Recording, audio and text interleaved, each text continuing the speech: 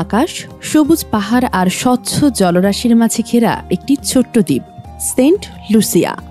নামটি শুনে যেন এক রূপকথার দেশে হারিয়ে যাওয়ার অনুভূতি হয়। ইতিহাস ঐতিহ্যের আজকের ভিডিওতে আমরা চলব এই ক্যারিবিয়ান স্বর্গে, জানব এর ইতিহাস, প্রকৃতি, সংস্কৃতি আর ভ্রমণের গুরুত্বপূর্ণ টিপস। তাহলে চলুন শুরু করা যাক সেন্ট লুসিয়ার মনোমুগ্ধকর জগতে।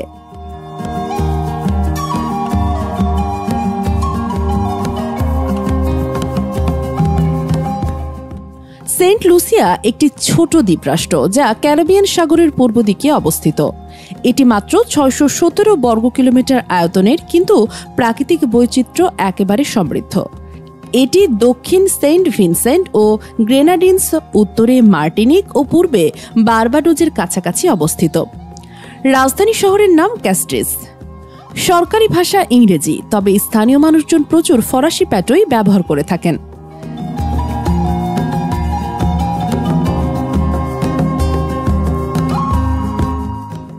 সেন্ট লুসিয়ার ইতিহাস একেবারে নাটকীয়।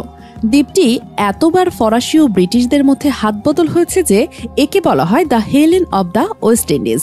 এই দ্বীপটি ১৭ বার যুদ্ধের পর ১৮১৪ সালে ব্রিটিশদের হাতে চূড়ান্তভাবে যায়। ১৯৭৯ সালে ২২ ফেব্রুয়ারি সেন্ট লুসিয়া পূর্ণ স্বাধীনতা অর্জন করে এবং কমনওয়েলথ রাষ্ট্র হিসাবে যুক্তরাজ্যের অধীনে সাংবিধানিক রাজতন্ত্র হিসাবে পরিচালিত হচ্ছে। আজও এখানে রাষ্ট্রপ্রধান হচ্ছেন ব্রিটিশ রাজা, যারা প্রতিনিধিত্ব করেন গভর্নর জেনারেল।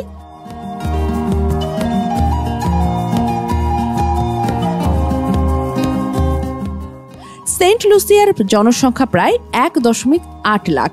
এখানে খ্রিস্ট ধর্ম, বিশেষ করে রোমান ক্যাথলিক প্রভাবশালী সংস্কৃতির মিশেল এখানে চোখে পড়ে।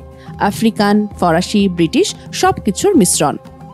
গানের সুর, খাদ্য, পোশাক, উৎসব সবখানে রয়েছে এই সাংস্কৃতিক বৈচিত্র্যের ছাপ। সেন্ট লুসিয়া জাজ ফেস্টিভ্যাল ও কার্নিভাল হল সবচেয়ে জনপ্রিয় উৎসব, যেখানে দেশের ঐতিহ্য ও সৃজনশীলতার একসাথে উজ্জ্বল হয়ে ওঠে।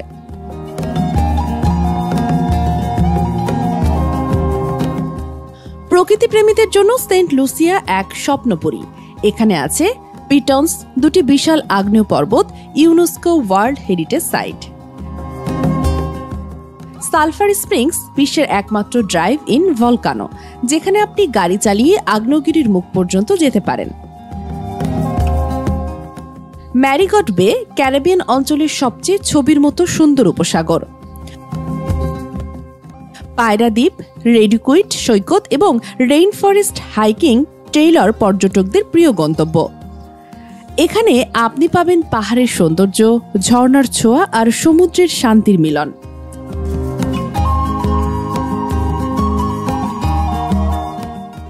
সেন্ট লুসিয়ার অর্থনীতি মূলত পর্যটন নির্ভর। প্রতি বছর হাজার হাজার পর্যটক আসে এই দ্বীপের প্রাকৃতিক সৌন্দর্য উপভোগ করতে। এছাড়াও কৃষি এবং অফশোর ব্যাংকিং অন্যতম প্রধান খাত। কলার রপ্তানি, কোকো, নারকেল সহ বিভিন্ন পণ্য দেশের অর্থনীতিতে গুরুত্বপূর্ণ ভূমিকা রাখে। এখানে ব্যবহৃত মুদ্রার নাম ইস্ট ক্যারিবিয়ান ডলার।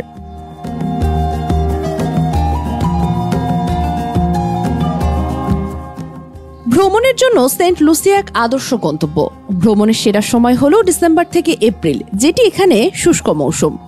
হেওয়ানোর আন্তর্জাতিক বিমানবন্দর এর মাধ্যমে আন্তর্জাতিক ফ্লাইট সহজে পাওয়া যায়। থাকাকেও আপনার বাজেট অনুযায়ী সাজাতে পারেন। রয়েছে বিলাসবহুল রিসর্ট থেকে শুরু করে সাশ্রয়ী হোটেল পর্যন্ত।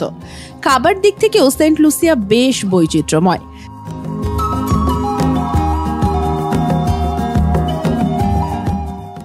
সাধারণভাবে সেন্ট লুসিয়া নিরাপদ একটি দেশ, তবে বড় শহরের বাইরের এলাকার রাতের সময় সতর্ক থাকা ভালো। ভিসা ব্যবস্থা বিভিন্ন দেশের জন্য আলাদা। বাংলাদেশি পাসপোর্টধারীদের ক্ষেত্রে অন অ্যারাইভাল ভিসা বা ই ভিসা প্রয়োজন হতে পারে। সেটি নির্ভর করে আপডেটেড দূতাবাস নির্দেশনার উপর। আপনি চাইলে আগেভাগে সংশ্লিষ্ট কনসুলেট বা ইমিগ্রেশন সাইটে বিস্তারিত দেখে নিতে পারেন।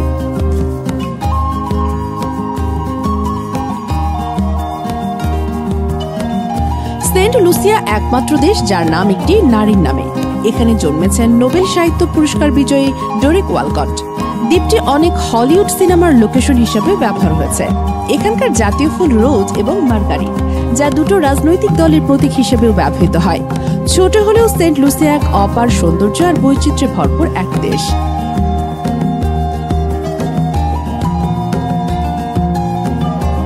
এমন আরো অজানা অনন্য দেশ ঘুরে দেখতে চাইলে আমাদের চ্যানেলটি সাবস্ক্রাইব করুন এবং ভিডিওটি লাইক দিতে ভুলবেন না।